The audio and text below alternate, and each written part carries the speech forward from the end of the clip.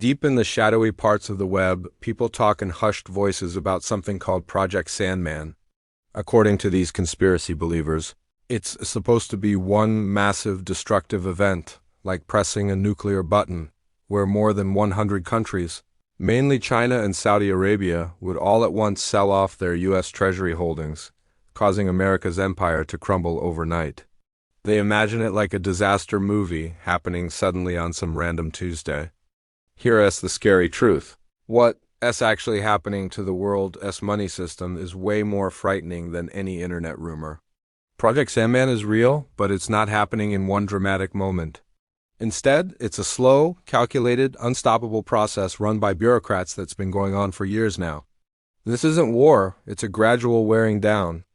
And unlike the dramatic crash that doomsday predictors talk about, the real breakdown of the US dollar's power is happening as quietly as a routine software update at a central bank.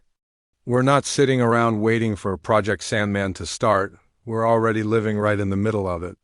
To really get how this 100-year strategy works, you need to first understand the cage that the entire world is trying to break free from.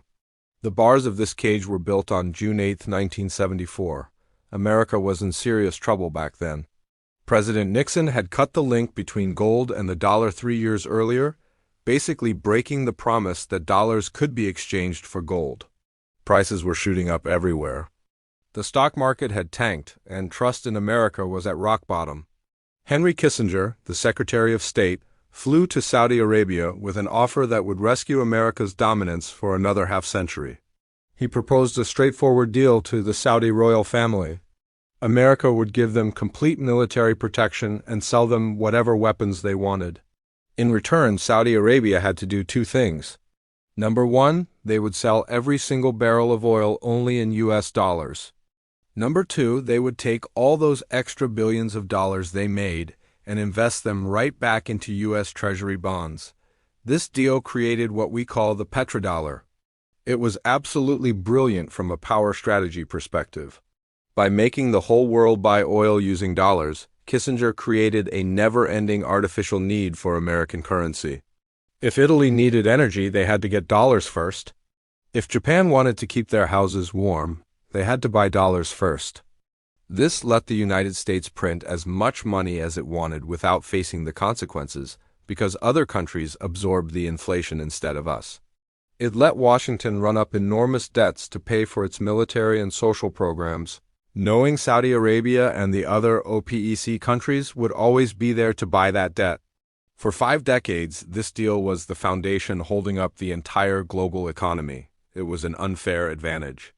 But on February 26, 2022, the United States made a critical mistake that future historians will probably mark as the beginning of the collapse.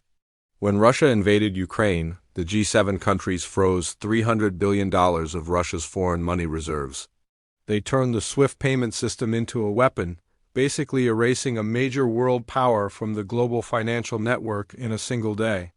While Western countries celebrated this as taking the moral high ground, it sent waves of fear through countries in the developing world. Saudi Arabia, China, India, and Brazil all watched Russia's frozen accounts and came to the same terrifying conclusion. If they can do this to a country with nuclear weapons like Russia, they can do it to any of us. The dollar was no longer neutral. What everyone thought was a safe, risk-free asset had suddenly become a political weapon. Right then, the theoretical idea of moving away from the dollar became a survival requirement. Project Sandman shifted from the planning stage into active execution. But the execution isn't about suddenly dumping all their bonds, which would hurt them just as much as it would hurt America. Instead, they're building a completely separate railroad track. For decades, if you needed to send money across borders, you had no choice but to use SWIFT. SWIFT is basically a messaging system based in Belgium, but it's heavily watched and controlled by American intelligence. It's like the toll road of world finance. To get around this toll road, China and the Bank for International Settlements quietly created something called Enbridge. To regular people, Enbridge sounds like just another boring infrastructure project. In reality, it's as significant as the Manhattan Project was for nuclear weapons. Enbridge is a platform for multiple central bank digital currencies, or CBDCs. It lets central banks settle trades directly with each other, peer-to-peer, without needing US dollars and without going through the US banking system. If Thailand wants to buy oil from the UFN, send digital baht, which instantly converts to digital dirham on the Enbridge ledger. The whole transaction happens in seconds. It costs almost nothing. And most importantly, no American bank is part of the process. No US regulator can see what's happening. No US sanctions can block it. In June 2024, the Enbridge project hit its working product stage. And guess who the major new member was that joined the platform? Saudi Arabia. This brings us to the quiet ending of that 1974 Kissinger Agreement. In June 2024, that 50-year deal officially ran out. There was no big announcement. There was no signing ceremony for a renewal. The Saudis simply let it die. They still take dollars for oil because it makes practical sense, but they're not required to anymore. They've basically declared their energy independence from the dollar. Now they're free to sell oil to China for yuan or to India for rupees. And thanks to the Enbridge system, they can do this instantly and safely.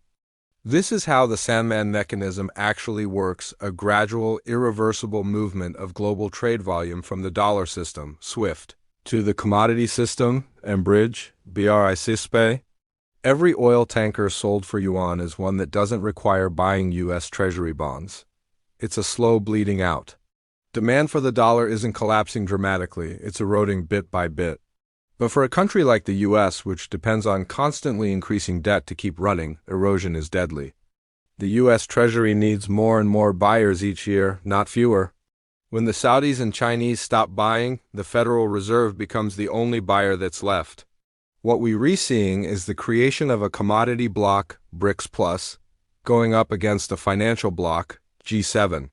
The Project Sandman countries control the physical things you can drop on your foot: oil, natural gas, copper, wheat, rare earth minerals, and gold. The G7 countries control the things you see on computer screens: financial derivatives, insurance products, intellectual property, and brand recognition. In a peaceful world, the financial bloc has the advantage because their profit margins are bigger. But in a divided world, a world full of sanctions and trade wars, the commodity bloc holds the real power. You can live without Netflix and business consultants. You can't live without energy and food. The 100-year strategy is to use this resource dominance to force the West into accepting a new reserve currency system. Probably one backed by a basket of commodities and gold, instead of promises from the U.S. government. The Sandman comparison makes sense not because it puts America to sleep, but because it wakes up the rest of the world from the American dream. For 50 years, the world paid for America's lifestyle. They sent us cheap products and oil, and we sent them paper IOUs in return. They worked hard, we consumed. Project Sandman is the renegotiation of this arrangement. It's the developing world saying, we're keeping our goods and you can keep your worthless paper. As this process speeds up through 2026, American consumers will start feeling the effects of this separation in the form of permanent inflation. The cheap goods are staying in their home countries. The cheap oil is heading to Shanghai. The unfair advantage is turning into an unfair burden. The sand is running out of the hourglass. And the mechanism to flip it over has been taken apart by the very same people who created it. The clearest sign of Project Sandman isn't in the crazy stock market headlines, but in the quiet shipping records of armored cargo planes leaving New York and London. For decades, the Federal Reserve Bank of New York and the Bank of England acted as the world's gold storage vault. Countries like Germany, the Netherlands, and even developing nations kept their gold reserves in these Western strongholds for protection. It was a system based on complete trust. But since 2022, something called the Great Repatriation has sped up dramatically. Countries aren't just buying gold. They're demanding physical possession of it. They requiring the gold bars to be loaded onto planes and flown back to their own national vaults. This is basically a vote of no confidence in the Anglo-American legal system. Russia's frozen assets prove that if your gold sits in New York, it's not really yours. It's a hostage that can be taken the second you disagree with U.S. foreign policy. This physical draining of valuable assets from the West to the East is the silent destruction of the dollar's structural foundation. But the more dangerous part of this 100-year plan is the bond boycott. For 40 years, the United States ran two deficits at once, a trade deficit and a budget deficit, that were funded by foreign central banks. We bought their Toyotas and plastic products. They took those dollars and bought our treasury bonds. It was a cycle that worked for both sides. But when you look at the Treasury International Capital TIC data for 2024 and 2025, that cycle is shattered. China is selling off U.S. debt at a historic rate, bringing its holdings down to levels we haven't seen since 2009. Japan, historically America's most loyal treasury buyer, has stopped purchasing and started selling to protect its own collapsing currency. The boycott isn't an official announcement, it's a quiet refusal to show up at the debt auction. When the U.S. Treasury issues $100 billion in new debt to fund the military or Social Security, the foreign buyers don't appear. The interest rate on that debt should theoretically shoot up to 10% or 12% to attract new investors. But the U.S. can't afford 10% interest rates. This pushes the Federal Reserve into the Sandman trap.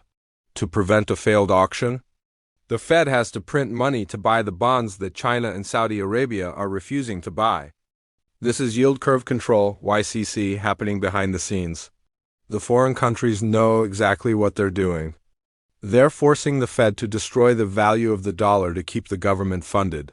They're effectively sending their inflation back to the United States. This reversal creates what we call the inverted Triffin dilemma. Back in the 1960s, an economist named Robert Triffin explained that to be the world's reserve currency, the U.S. had to flood the world with dollars by running trade deficits. Those dollars stayed in other countries, keeping global trade running smoothly. It was exported inflation. We printed money, but it stayed overseas. So prices at Walmart remained low. Project Sandman is reversing this flow completely. As countries move away from the dollar and settle their trades in yuan, gold, or their own currencies, they don't need to hold trillions of dollars in reserve anymore. They start sending those dollars back into the U.S. economy. They buy American real estate, farmland, companies, or just exchange them for products. The dollars are coming back home. When trillions of dollars that have been stuck overseas for 50 years suddenly flood back into the domestic American economy, the result is a massive increase in money supply without any increase in actual goods. This is the real reason behind the stubborn inflation that the Fed can't get rid of. It's not just supply chain problems. It's the return of the currency we sent away. The U.S. is now absorbing the inflation it exported for half a century.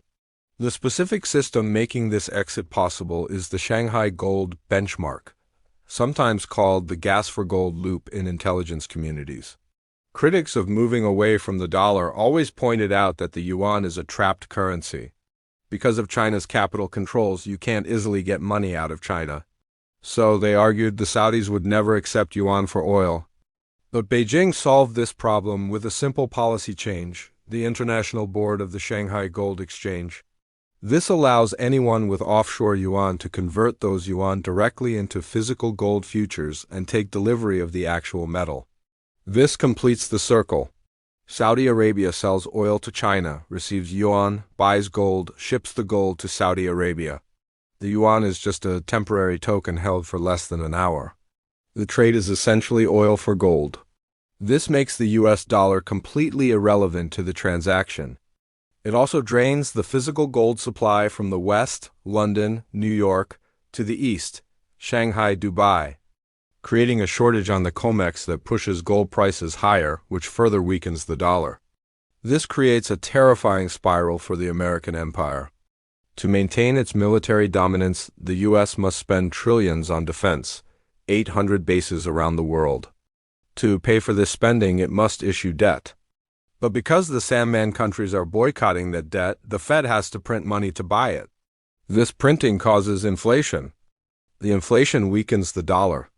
The weaker dollar gives more countries a reason to join Project Sandman and abandon the dollar to protect their buying power, which leads to even less demand for debt, which leads to more money printing.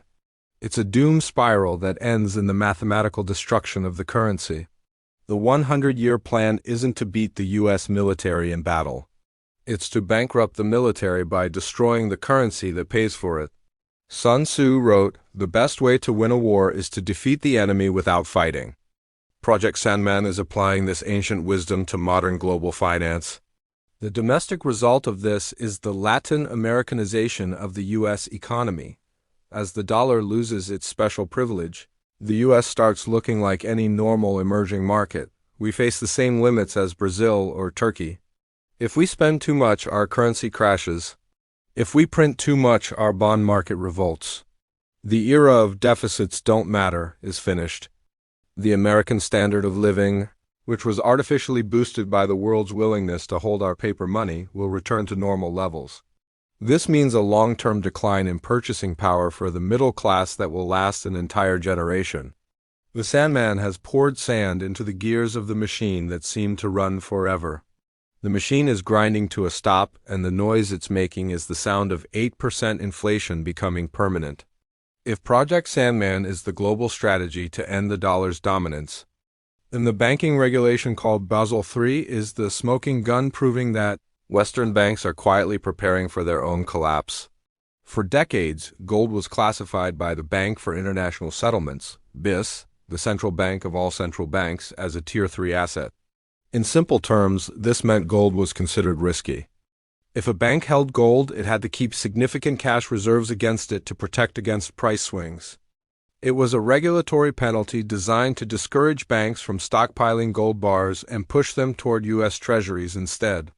But in a quiet technical update that fully went into effect in 2023 and 2024, the BIS reclassified physical allocated gold as a Tier 1 asset. This change is the most important monetary event since 1971, yet it got zero attention on the evening news. By making gold Tier 1, the BIS basically declared that physical gold is now risk-free, equal to cash and U.S. Treasury bonds. Why would global banking regulators do this? There's only one logical explanation. They know the bond market is dying. They re-clearing the way for the world's biggest banks to shift their reserves from paper, promises, bonds, to hard assets, gold, without getting penalized.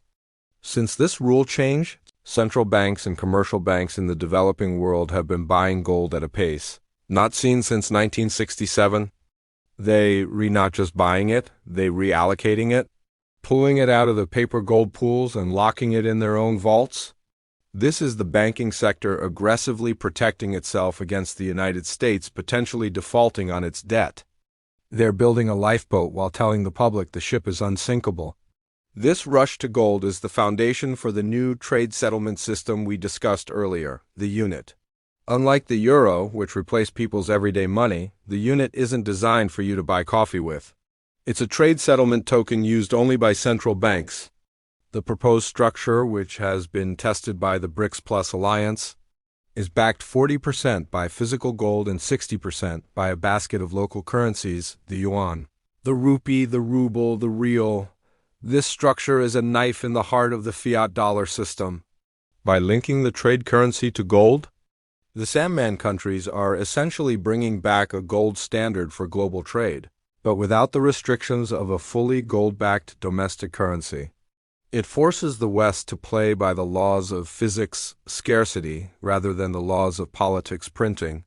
If France wants to buy oil from Saudi Arabia using the unit, France must earn units by selling real products or they must pay in gold. They can't just print euros to pay for the oil. This eliminates the unfair privilege of the G7 nations. It forces balanced trade. And for a country like the United States, which has run a trade deficit for 50 years, forcing balanced trade is an economic death sentence, it means we can only consume what we actually produce. And we stopped producing decades ago. The arrival of the unit and the Enbridge platform signals the final stage of the Great Split. We're moving from a single-pole world, one internet, one banking system, one reserve currency, to a two-pole world. Zone A is the U.S. dollar zone. High debt, financialized economy, service-based, progressive ideology. Zone B is the commodity zone. Gold-backed trade, manufacturing economy, resource-based, nationalist ideology. The danger for American citizens is that a financial Berlin Wall is being built around them. Capital controls are coming. As the dollar loses its international buying power, the U.S. government will eventually limit your ability to move money out of Zone A. They'll implement exit taxes. They'll ban purchasing Zone B assets. They'll try to trap the money inside the domestic system to fund the deficit. We're already seeing the early soft version of this with the weaponization of the banking system against crypto and the intense scrutiny on foreign real estate purchases. But the most immediate impact for the American middle class is what I call the rug pull. For half a century, the U.S. exported inflation. We printed dollars, sent them overseas, got cheap TVs and cars back. Project Sandman is reversing this flow. As the world rejects the dollar, those trillions of dollars are returning home. This is the inverted Triffin dilemma. When those dollars come back to the U.S., they compete for the same limited supply of American housing, American food, and American services. The result isn't just 3% inflation. It's a structural repricing of the entire American way of life. The standard of living in the U.S. must fall to match the reality of what we actually produce. The middle-class lifestyle, 2 cars, a 3,000-square-foot house, yearly vacations, was an unusual situation subsidized by the petrodollar. As that subsidy disappears, the situation corrects itself. We're looking at a future where the U.S. looks more like Argentina, a functioning society, but one where the currency is constantly losing value and the middle class is always struggling to stay above the poverty line. So what's the defensive move? How does someone survive the Sandman? The strategy is, get off the rails. If the dollar rail, SWIFT, is crashing and the commodity rail, Enbridge, is rising, you need to own assets that can cross between both worlds. Number 1, physical gold. It's the only asset that's Tier 1 in both zones. It's recognized as money in New York and it's money in Shanghai. It's the universal passport for wealth. Number 2, Bitcoin. It's the only digital asset that stays neutral. It doesn't care about sanctions. It doesn't care about the petrodollar. It's like having a Swiss bank account in cyberspace. Number 3, energy and commodities. Own the producers of real things: oil companies, uranium miners, copper producers. These companies sell the materials that the Sandman countries need. Their profits are connected to the commodity rail. Number 4, local resilience. The global supply chain is breaking apart. The things you used to get cheap from China, antibiotics, microchips, replacement parts, will become expensive or impossible to find. Number 5, self-reliance. Building your own supply chain, stockpiling essential items, growing a garden, owning tools, isn't just a hobby anymore. It's protection against the collapse of globalization. Project Sandman is not a conspiracy theory. It's the inevitable return to reality. Empires have life cycles. Reserve currencies have expiration dates. The British pound lost its status. The Dutch guilder lost its status. The US dollar isn't exempt from history. The 100-year plan is simply the rest of the world deciding they don't want to pay for America's retirement anymore. The Sandman has arrived. The dream is ending. It's time to wake up and build a fortress that can survive in the real world.